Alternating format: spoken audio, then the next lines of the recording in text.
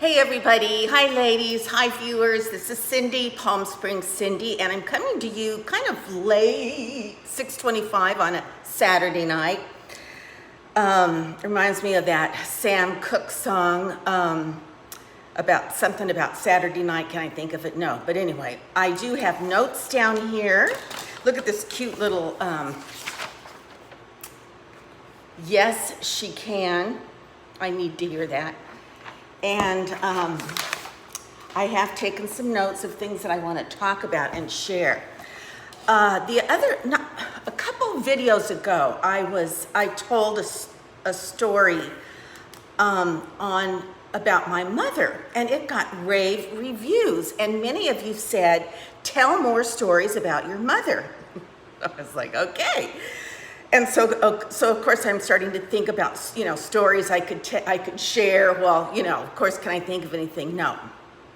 So anyway, I was talking to my mom tonight on the phone, and she did remind me of something, and a mom's story. So I'm going to share it with you.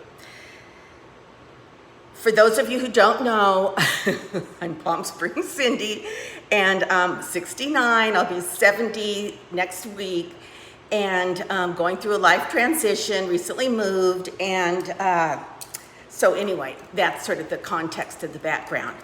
Alrighty, the channel is about just being girlfriends, just spending time together, talking, listening, sharing, commenting, responding, and having someone to spend time with over coffee or a cold drink, so that in this time of COVID, in this time of isolation, maybe we can make it a little bit better for all of us. Speaking of a cold drink, look at this gorgeous glass. And it's blue down here. It's just water, ice water, my drink of the night. When I was a little girl, I grew up right by the Los Angeles airport. It was like tract housing, built right after World War II. Most of the houses were duplexes. It was a planned community, with sidewalks and street lights and alleyways, detached garages. We even had incinerators in those days. And, lots and lots of neighborhoods, lots and lots of kids in the neighborhood. So,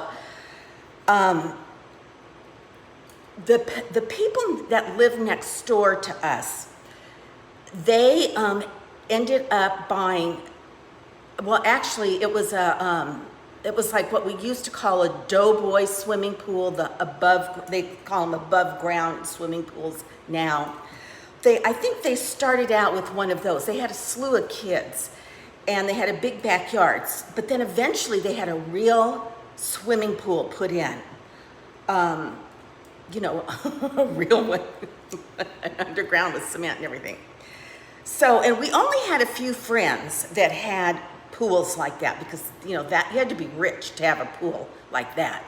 Well, once they had a pool, the neighborhood kids could come over and swim in it, which we did. We had a blast. Well, eventually, we moved around the corner to not a duplex, but a 3-bedroom home. It was bigger, and my mother ended up having 2 more children, and we were there while our family grew. Well, sometimes my mother would work outside of the home, and my dad worked near the airport. He was like can't even think of the name of it now, but worked like on airplanes, tool and die type stuff. So anyway, he was the worker, and my mom was home, taking care of the family. Well, sometimes she ended up getting a job, and this one time, I remember her getting a job because I did not like it. Now, I'm sure my little brother and sister had been born, maybe just my little brother. But she got a job as a waitress at a kind of a very nice restaurant near the airport I think it was called Stacks, Stacks. And I think it may even still be there.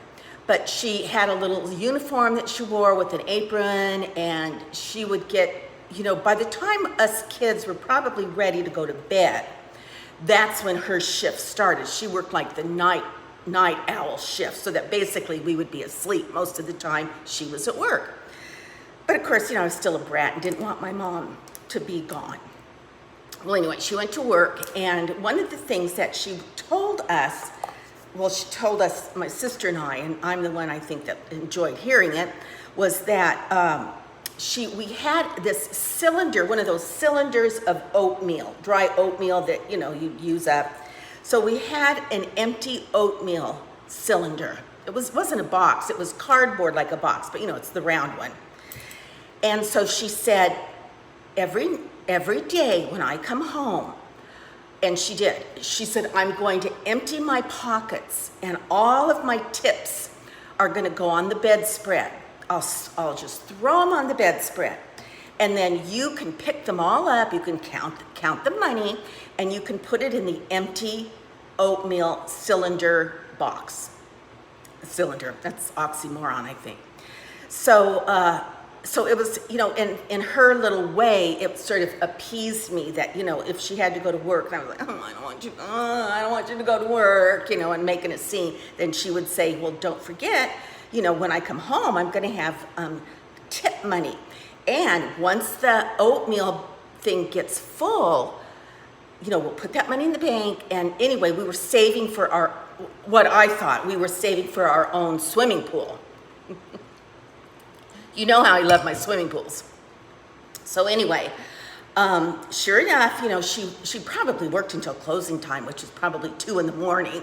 I don't think I was in school yet. I think maybe I was in kindergarten or so, I don't know. But anyway, sure enough, I would come home or whenever the time was right, and she would, I guess she kept her tips like in the pocket of her apron. And so she would like fling out the change. Of course, it looked like $1 million to a little girl.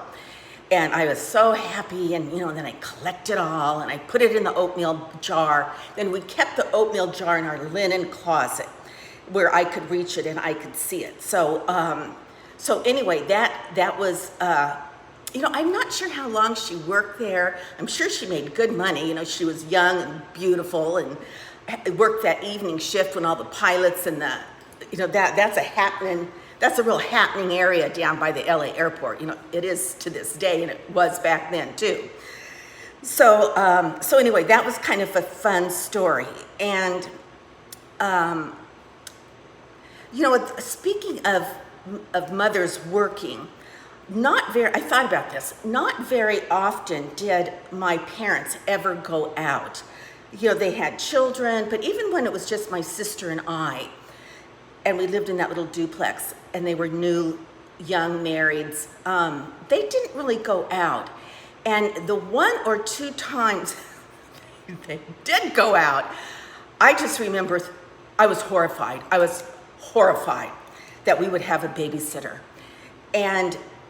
But the catcher that then was, and they had just come out, TV dinners. So my mom, would appease us, me, and she'd put out TV trays, and then she would say, look at, because the picture on the cover of the TV dinner looked delicious. I always had a little pocket of dessert, usually a little apple, cinnamon, something, a mashed potato, and then a roast beef with gravy. And she would say, now, because we're not going to be here tonight, you're going to have a babysitter. And, I probably threw myself on the floor and had a fit. And then she said, but, you get to have a TV dinner tonight. It's like, yes. So that, and they, like I said, I think they were by Tyson or something. It was all that new frozen food that they had learned how to do during the war and condense everything. So that was, that was a thrill to have a TV dinner. My mom was such a great cook, but here I was jumping through hoops to get a TV dinner. Go figure. So anyway, moving aside from that, I went to, because, I'm starting over, I have nothing here. I've been shopping. I've gone to home, the other day I went to Home Depot. That's what I have to tell you about. Okay, do you know how long I have needed one of these? This is the kind of thing I have forgot to pick up every single time I have gone to Lowe's, to Home Depot, to Best Buy. Not that Best Buy would have this. Home Goods. I can't believe I finally remembered to get one of these. So anyway, I went to Home Depot. I got one of these. And then I got this worthless thing. I'm going to show you just so that I can be complaining about it. I have all tile floors except for in my 2 bedrooms. There's carpet. So I've just been sweeping the tile floor, but I thought, I need a good dry mop and then a wet mop as well. So when it's really time to wash the floors, I'll wash them with the mop. So now in my defense, this was packaged like this.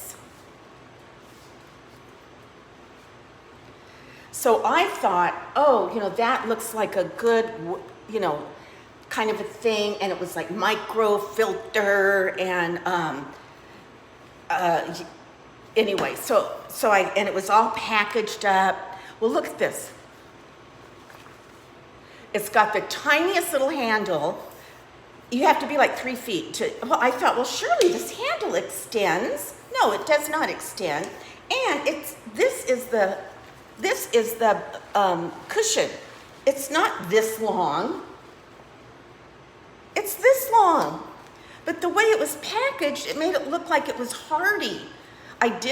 You can see I did use it, but I practically broke my way down here. Forget that noise. It was totally misleading.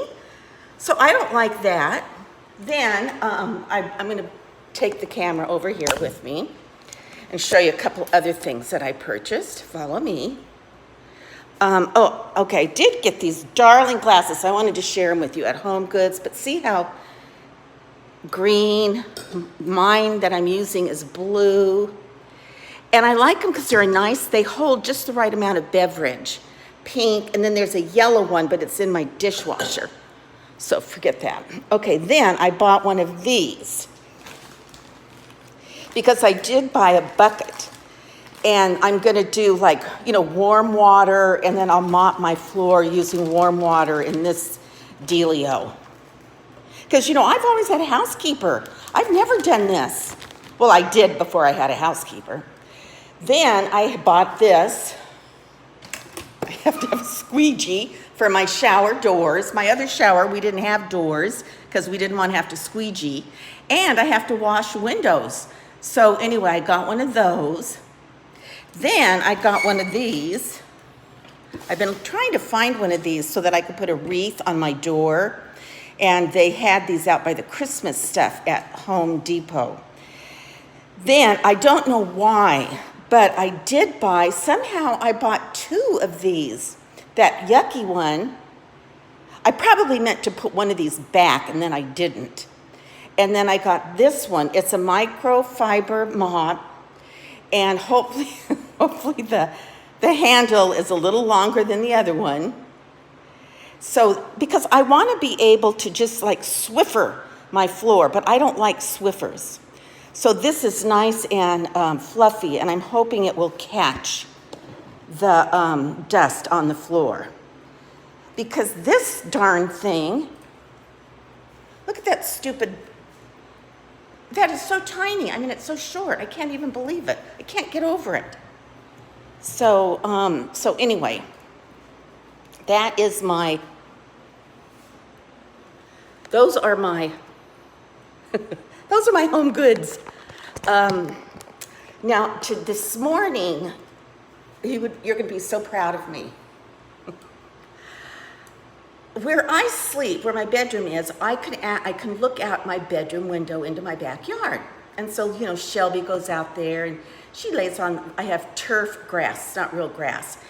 And she loves it, and she lays out there, and in the middle of the night, she'll go outside and I can watch her through my window. Well, anyway, noticing I've got all these bushes growing on my wall. They're wired, there's wires along the wall, and then they're growing through the wire. They're eventually going to get up and cover the wall, which frankly, I wouldn't have even put those there. I think there's way too many plants in my backyard. Okay, well, anyway, so the bushes along my wall are getting big. They're not just getting taller, but they're getting fatter and fuller. So I'm like, I'm going to go out there. Well, first of all, I thought I've got to hire a gardener. I thought, you know what? You're not hiring a gardener. You're going to go out there and do it yourself. So I did. So when I was at Home Depot, I bought some gardening gloves, and I bought one of those clippers, you know, the hedge clippery type things. So this morning I got up and I started over here on the left side of my house, and I started cutting, trimming. Oh, I went online. I went on YouTube, and I watched some YouTube videos about, you know, how to do it wrong, how to do it right. So I tried to get a bit of a sense of what I was doing. So I went out, and I think I got 5 bushes done. 5 bushes, and then a couple little sprouty plants. And I was pooped. So it wasn't just the bushes, it's the, I brought a sheet, because I've seen the gardeners, they put those big tarps out, and then they put all their leaves and all their shrubbery in those big tarps, and they knot it all up and they throw it in their truck. So I brought it, and plus they said to do that on YouTube. So I brought an old sheet outside, and I put it, like, it was a big sheet, so it could cover like 2 plants. Tucked it under the plants, and I started cutting, trimming, and then, you know, most of the shrubbery landed in the sheet. And then I'd like move the sheet down, I went to the next 2 plants or whatever. Well, then I had to make 3 trips to my trash, and put, you know, empty the sheet in the trash. But it was the dead leaves and all the little shrubbery that you know, was laying around in the rocks and everything. That was the part that was so hard. So I just took a brush. I took a broom, and I lightly swept the rocks and the leaves off the rocks, and made little piles of those.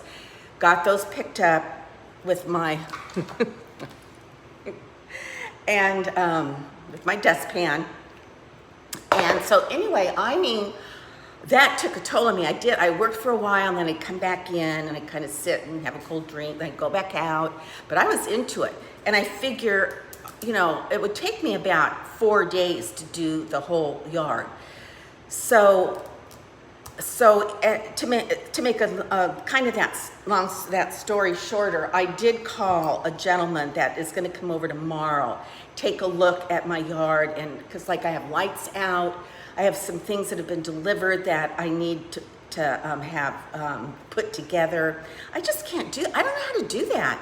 I don't have the tools. I can't read directions for the life of me.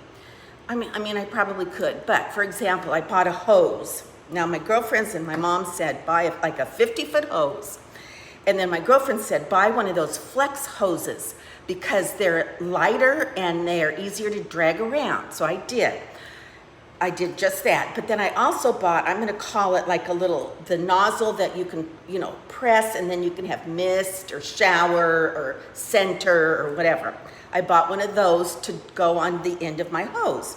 Well, everything was great. Everything was chummy. I unboxed it. I